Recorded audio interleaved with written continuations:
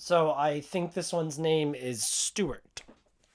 Hello, Adam Ryan Donato. Hello, welcome back to another hard review for the movie of the week, which is the box office storm that will occur this July 4th, where the Minions are coming to town, baby. Get your foosball skills ready, because here we go. Here's how I feel about Illumination Entertainment.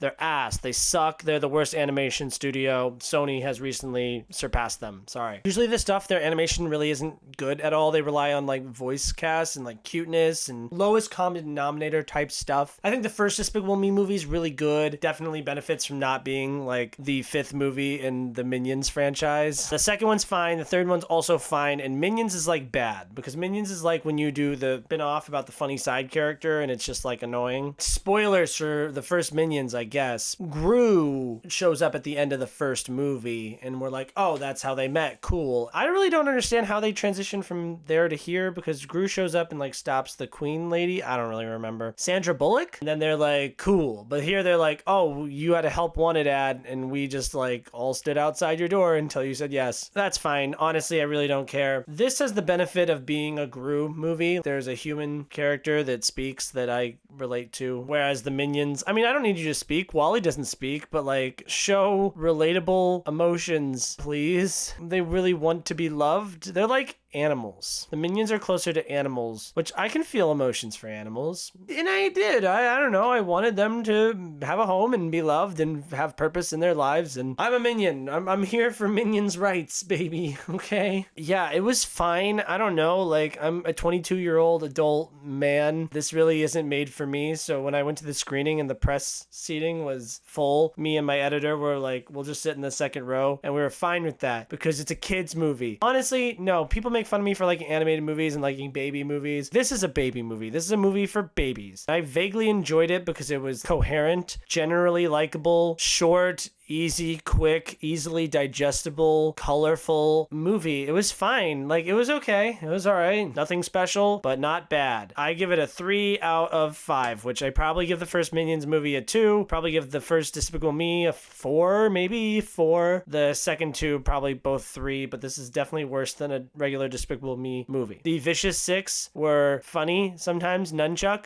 really funny. There's a guy with a lobster hand. That's funny. Alan Arkin, really great job. I really thought that the lady that teaches them karate was going to be more of a player in the game. I don't know. Like, am I supposed to have opinions about this? Like, am I supposed to, like, do you think anyone does a spoiler-free and then a subsequent spoiler-filled video? Like, do you think that anybody cares about it this much? This is for babies. It's fine, and it was full of babies. And I had a fellow critic who came up to me afterwards and complained about how some iPad baby had a iPad on in the theater at a press and public screening, but it was an early screening and there was no security officer. You know what?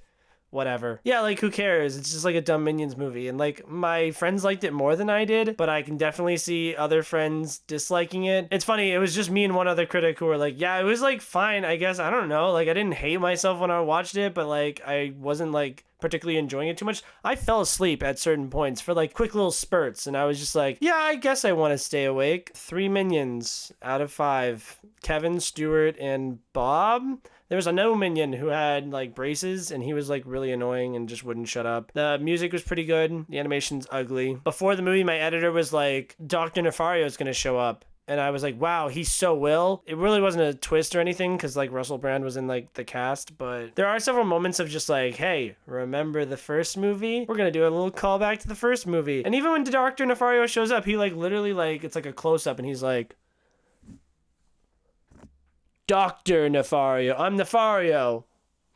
Dr. Nefario. And it's like, okay, we get it, my guy. But like I said, it's a movie for babies. It's fine. The whole theme about like, you can't really do this thing called life alone. You need people who care about you around you and you need help. That's fine. That was cute, I guess. It's not really that funny unless this is your bag. The story is very basic, whatever, nonsense, nothing really crazy cool happens. And there's not even like a memorable moment for me. It was okay. Go see it or don't. Thank you guys for putting up with Minion Me. Go ride the Minions ride at Universal Studios. It's the same thing, except it's like a lot shorter.